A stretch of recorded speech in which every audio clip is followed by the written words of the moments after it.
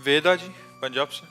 राधे राधे गुरु जी। राधे राधे महाराज जी। महाराज जी, जब कभी कोई किसी के प्रति बुरा विचार आए या कोई गलत सोच आए जो हम करेंगे नहीं बट अंदर आ रही है, तो महाराज जी अपराध है क्या?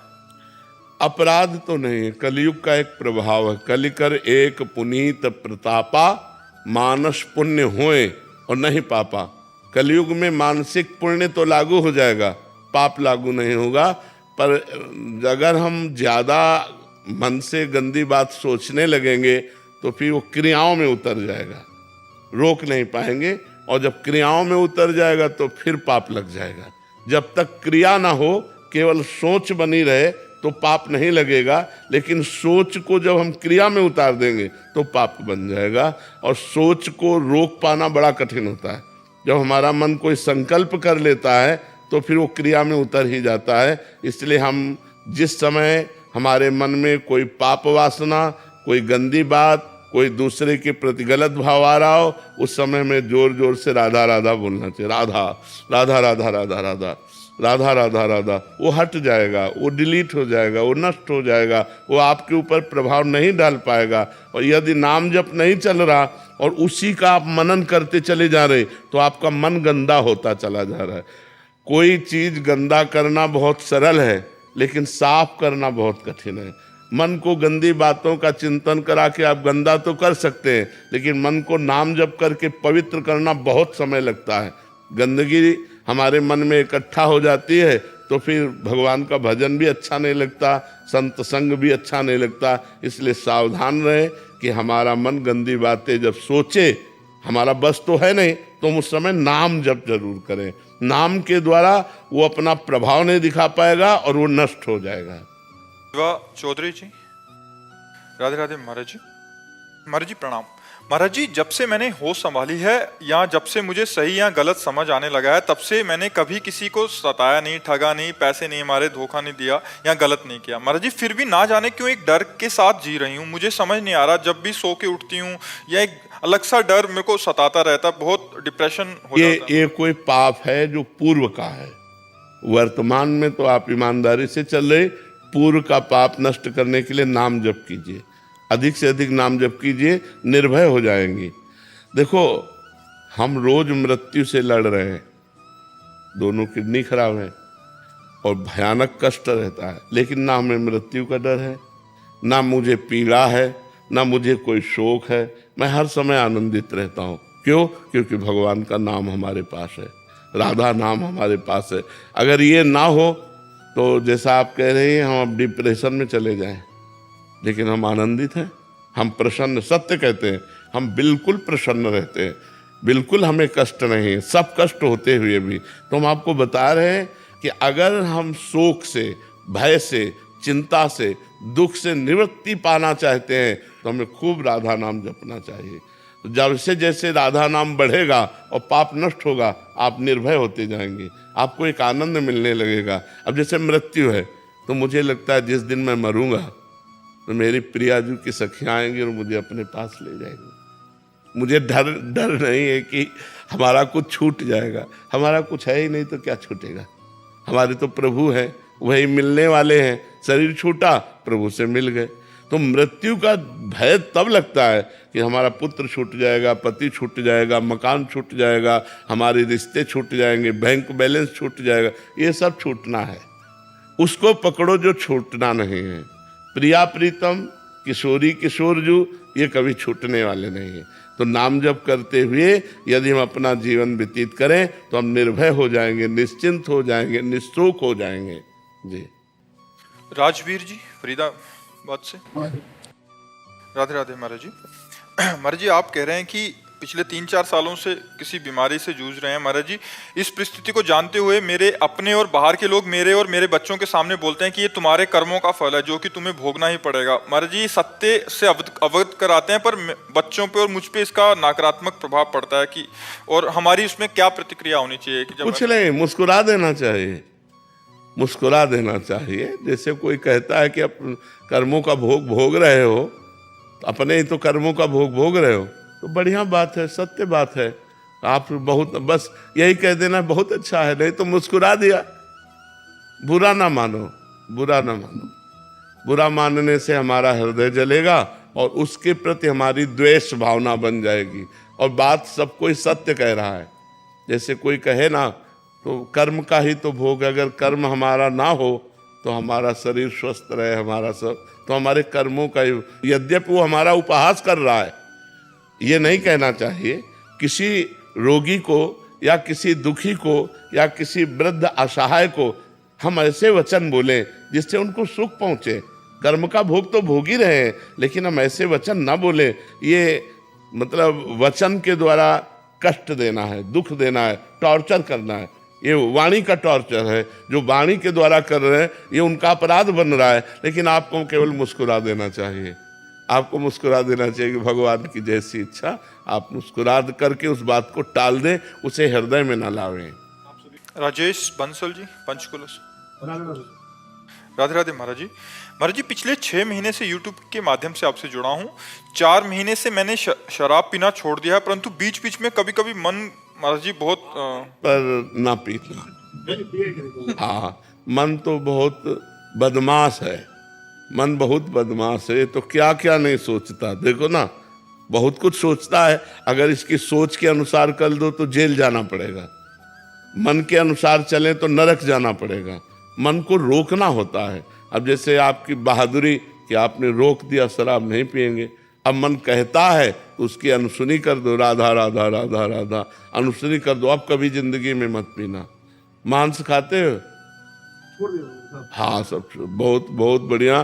धन्यवाद, धन्यवाद आपको कि आप अपने जीवन को अच्छे मार्ग की तरफ ले जा रहे हैं, गंदे मार्ग से हटा रहे हैं। तो आप खूब नाम जप करते हैं?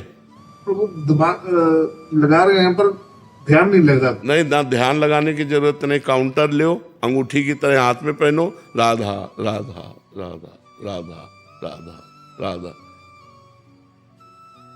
अब अंदर हम जप रहे हैं राधा राधा। बस 50,000 नाम रोज जप करो, ठीक है? आज काउंटर खरीद लेना और राधा राधा नाम 50,000 बार आप कहो। फिर आप देखना धीरे धीरे आपकी जिंदगी कैसे प्रकाशित होती है। चेतना जी, ग्रेटर नोएडा से। राधे राधे श्री हरिवंश। राधे राधे महाराज जी। गुरुदेव, हम ये सुनते हैं कि यदि हमें कुछ समझ ना आए तो हमें हमारे अंतर ज्ञान की आवाज सुननी चाहिए। गुरुदेव, कच्चे या शुरुआती दौर के साधकों को ये आश्वासन कैसे हो कि हमें वो आज्ञा हमारे अंतर ज्ञान से नहीं, गलत है। जब हमें कुछ समझ में ना आवे तो शास्त्र सम्मत सिद्धांत के ज्ञाता किसी संत से मिलना चाहिए। हम मन की आवाज और आत्म आवाज में भेद नहीं समझ पाएंगे कि हमारा मन बोल रहा है ये हमारी आत्मा बोल रही है। आप उसका निर्णय नहीं कर पाएंगे, क्योंकि मन भी तो बोल रहा है। जो मन बोल रहा है वही लोग कर रहे हैं, इसलिए दुर्दशा को प्राप्त हो रहे हैं। मन क्या भी बोल सकता है, मन गलत भी बोल सकता है। तो हमारी जो आत्मा की आवाज़ होती है उसको सुनने के लिए अध्यात्म साधना चाहिए। साधारण व्यक्ति के अंदर जब वो उठती है तो उसे अनसुनी करके वो मन की आवाज़ को सुनता है। वो आत्मा की आवाज़ को अगर आत्मा की आवाज़ सुनने लगे तो सब संत बन जाए, अंदर से सब महात्मा हो जाए। लेकिन उस आत्मा आवाज़ को, उस गुरुदेव की बात को, उस भगवान की बात को हम ठुकरा देते हैं। ऐसे वो स्फुरित होती बहुत धीमे। ये गलत है, नहीं करना चाहिए। बस इसके बाद मन अपना राज्य उसके ऊपर साबित कर देता है, नहीं ये कुछ नहीं होगा। बस ऐसा करते हैं, अभी आनंद मिलता है, अभी मस्ती मिलती है, अभी सुख मिलता है, और वो गंदा खान पान, गंदे आचरण, गंदा व्यवहार ऐसा करने लगता है। हमें लगता है अपनी बात को सही समझने के लिए शास्त्र स्वाध्याय होना चाहिए और संतों के वचन सुनने चाहिए और उनसे मिलान अपने मन की बात की करनी चाहिए। यदि उनसे बात मिलती है तो धर्मयुक्त है, अगर नहीं मिलती है तो अधर्मयुक्त है। अधर्मयुक्त आचरण हम ना करें। ये बात भगवान श्री कृष्ण ने कही, तस्मात् शास्त्रम प्रमाणम ते कार्या अकार्यो व्यवस्थितो। क्या करना चाहिए क्या नहीं करना चाहिए इसके लिए शास्त्र प्रमाण है। तो हम शास्त्र स्वाध्याय करें। अगर शास्त्र स्वाध्याय हमसे नहीं हो पा रहा तो हम संतों से बात करें, जो भगवान के प्रेमी जन हैं, जो महान संत हैं, उनसे हम बात करें तो हमारा सब निर्णय ठीक हो जाएगा। अगर हमारी बात संत और शास्त्र से मिलती है मन की, वो धर्मयुक्त है, और जो संत शास्त्र से नहीं मिलती वो अधर्मयुक्त है। हम अपनी आत्मा की आवाज़ को सुनने लायक नहीं हैं। हमारे अंदर इतनी पवित्रता नहीं है कि हम अपनी आत्मा आवाज़ को सुनकर उसके अनुसार चल पड़ें। हम मन की आवाज तक ही पहुंच पाते हैं, आत्मा की आवाज तक नहीं पहुंच पाते जी। महाराज जी बहुत सारे ऐसे प्रश्न आते हैं महाराज जी, आपके वचनों को सुन के बहुत सारे लोगों ने शराब, मांस, मदिरा, अंडा और व्यभिचार आदि का दोषों का त्याग किया है महाराज जी। मतलब हम पढ़ नहीं पाते, बट आप ये प्रश्न आया इसलिए आपको बता रहे हैं, क्योंकि जितने जने आए होते हैं काफियों के भाव रहते हैं आपके तक पहुंचाने के लिए, तो उन सबकी तरफ से बता रहा हूँ कि महाराज जी बहुत सारे बच्चे, बहुत सारे जो इस व्यसनों में लग चुके थे महाराज जी, आपकी वाणी सुन के काफी परिवर्तन आया महाराज जी उनमें। महाराज जी वो आपको धन्यवाद कहना चाहते हैं, तो सबकी तरफ से एक नहीं, सबको प्रणाम है और सबको धन्यवाद इसलिए देते हैं कि हमारा जीवन सार्थक कर दिया आपने। हमारा साधु बनना, हमारा प्रवचन करना, हमारा बोलना सार्थक हो गया, क्योंकि आपने अपने जीवन को बदल दिया। यदि आपका जीवन न बदले तो मेरा बोलना किस काम का, मेरा साधु बनना किस काम का। हमारे वचनों के द्वारा भगवान अगर सैकड़ों का, हजारों का मंगल कर रहे हैं तो हम अपना जीवन धन्य मानते हैं और धन्यवाद देते हैं, एहसान मानते हैं कि आप अच्छे मार्ग पर चल पड़े, आप बुराई को त्याग दिए। तो सबको धन्यवाद है जिन्होंने गलत आचरणों का त्याग करके अच्छाई के मार्ग में कदम रखा। भगवान सबका मंगल करे, स्वस्थ रखे, सबकी बुद्धि पवित्र हो। शिव मनोज जी जोधपुर, राधा वल्लभ श्री हरिवंश महाराज जी। महाराज जी 2 वर्ष से यूट्यूब के माध्यम से आपका सत्संग व एकांतिक वार्तालाप सुन रहा हूँ। श्री जी के बल से मांस, मदिरा, प्याज, लहसुन सब छोड़ दिया है, आपकी आज्ञा अनुसार चलने का प्रयास भी कर रहा हूँ। बहुत बढ़िया। मानव जीवन का परम पुरुषार्थ क्या है महाराज जी? भगवान का साक्षात्कार कर लेना। अगर भगवान का साक्षात्कार नहीं है तो जीवन मिट्टी है। क्यों? क्योंकि जब हमारा शरीर छूटेगा तो ना परिवार हमारे साथ जाएगा, ना बैंक बैलेंस साथ जाएगा, ना हमारा कोई मित्र साथ जाएगा, ना हमारा कोई पद साथ जाएगा, ना हमारा शरीर हमारे साथ जाएगा। जाएगा तो किया हुआ भजन साथ जाएगा, किया हुआ पाप कर्म या पुण्य कर्म ये साथ जाएगा। तो हम पाप कर्म तो कर ही रहे हैं, क्योंकि धर्म का ज्ञान नहीं है तो हमसे पाप कर्म हो ही रहे, थोड़े बारे पुण्य हो रहे। तो मनुष्य जीवन यदि भगवत साक्षात्कार नहीं कर पाया तो पाप पुण्य के फलस्वरूप नरक स्वर्ग भोगता रहेगा, उसका आवागमन नहीं मिटेगा। साधन धाम मोक्ष कर द्वारा, पाई न जे परलोक संभारा। ये मनुष्य जीवन परलोक संभालने के लिए कि हम ऐसा भजन करें कि अपने गृहस्थी के कार्य करते हुए, नाम जप करते हुए, अच्छे आचरण करते हुए भगवान को प्राप्त हो। अगर भगवान को प्राप्त नहीं हुए तो ये आवागमन जो है ना, कभी सुअर बनना, कभी कुत्ता बनना, कभी अन्य योनियों में जाना, क्या क्या कष्ट भोगना है। इसलिए नाम जप जरूर करो। मनुष्य जीवन का लक्ष्य है नाम जप करके भगवत प्राप्ति करना। और नाम जप के लिए बैठने की जरूरत नहीं। फावड़ा चलाते हुए, व्यापार करते हुए, नौकरी करते हुए, गोली चलाते हुए, युद्ध करते हुए भी हम नाम जप कर सकते हैं। तस्मात् भगवान कह रहे सर्वदा सर्वकालेषु माम निस्मर युद्ध च, मेरा स्मरण करते हुए, युद्ध माने अपने कर्तव्य कर्म को करो, इसी से भगवत प्राप्ति हो जाएगी। और मनुष्य जीवन का लक्ष्य भगवत प्राप्ति। बड़ा दुर्लभ मनुष्य जीवन है, इसे लोग समझ नहीं रहे। शराब पीकर, मांस खाकर, पराई बहन बिटिया की तरफ गंदी दृष्टि करके अपना जीवन नष्ट कर रहे हैं। खूब नाम जप करो, अच्छे आचरण करो, इसी से भगवान प्रसन्न होते हैं। शालिनी सिंह जी, श्री हरिवंश महाराज जी। महाराज जी भूरी सखी जैसा विरह प्रेम कैसे प्राप्त होगा साधक को? भूरी सखी जैसा आचरण हो जाए तो ऐसे विरह हो जाए। 24 घंटे में भूरी सखी जी एक बार सेवा कुंज जाते थे, उनका नाम भोलानाथ जी महाराज है। और जो चने बंदरों को फेंक दिए जाते थे, बंदर नहीं खाते थे, ठुड्डी जो, वो बीन कर एक मुट्ठी 24 घंटे में वो पाते और यमुना किनारे बैठे राधा राधा राधा राधा। तो ऐसा विरह हुआ कि वो चिल्ला चिल्ला कर बस रोने लगे श्री जी की प्राप्ति के लिए। इतना रोते कि ब्रजवासी जन श्री जी से कहते कि लाडली जू या बाबा को मिल जाओ या बाबा को दर्शन दे दो, बस हर समय आंसू चलते रहते। तो ये तो लाडली जू जिस पर कृपा करें तो भूरी सखी जैसा प्रेम आवे, पर वैसा आचरण भी हो। 24 घंटे में एक मुट्ठी चना खा करके जीना, आप सोचो कैसा। यहाँ बाल भोग में उतना हो जाता है, दोपहर के राजभोग, शाम खूब खान पान मस्ती, तो रोना कहाँ आएगा प्रिया प्रीतम के लिए। जब हम कष्टप्रद जीवन व्यतीत करते हैं तब भगवान के लिए रोना आता है। अगर हम सुख सुविधाओं का भोग करते हैं तो इसी में मन राजी हो जाता है। रोना कहाँ आता है? रोना तब आता है जब शुद्ध सतोगुण हो, रजोगुण तमोगुण का नाश हो गया, तो वो भगवान के दर्शन की लालसा होती, और जब भगवान के दर्शन की लालसा होती तब जिया नहीं जाता।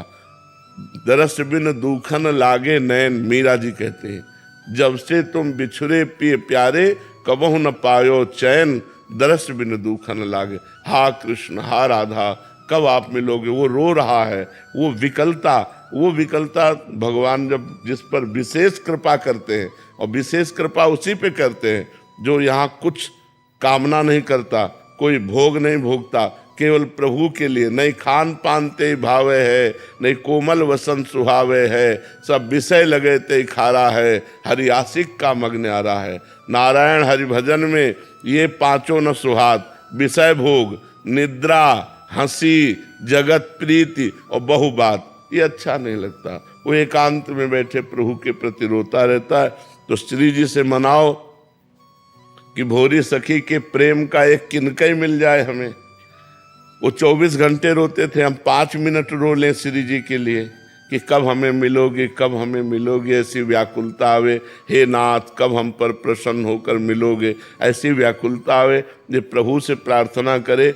कृपा से प्रेम जागृत होता है, और कृपा का स्वरूप यही है, निरंतर भजन करना, कुछ अच्छा ना लगना, तब भगवान की तरफ हमारा मन जाता है। अभी तो हम मस्ती में जी रहे हैं संसार में, अभी भगवान की आवश्यकता कहाँ है? किसको आवश्यकता है भगवान की? जिसके जीवन में भगवान की आवश्यकता जागृत हो जाती, उसे फिर चैन नहीं पड़ता भगवान के बिना। तो भगवान को भी चैन नहीं पड़ता, उसके बिना भगवान मिल जाते हैं उसे। अभी अंदर की बात है, बाहर की नहीं।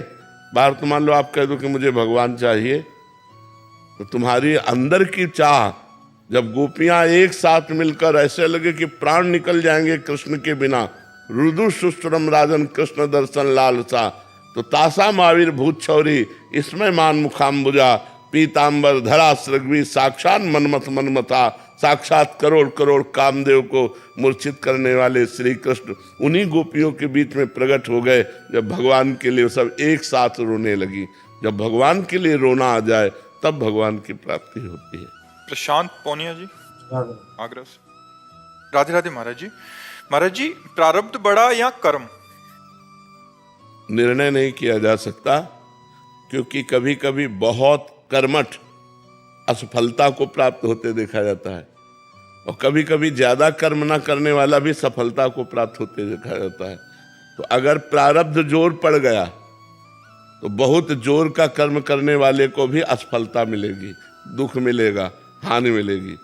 और प्रारब्ध जोर कर गया पुण्य का, तो थोड़ी सी प्रयास प्रयत्न किया और सफलता ही सफलता हाथ लगती जा रही।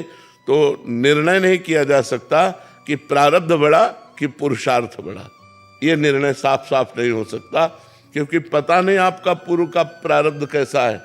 तो कभी कभी प्रारब्ध जोर होता है तो पुरुषार्थ को गिरा देता है, और कभी कभी प्रारब्ध कमजोर होता है तो पुरुषार्थ निकल जाता है। दोनों में ये नहीं कहा जा सकता कि श्रेष्ठ कौन है। समझ पा रहे हैं आप? हर्ष कुमार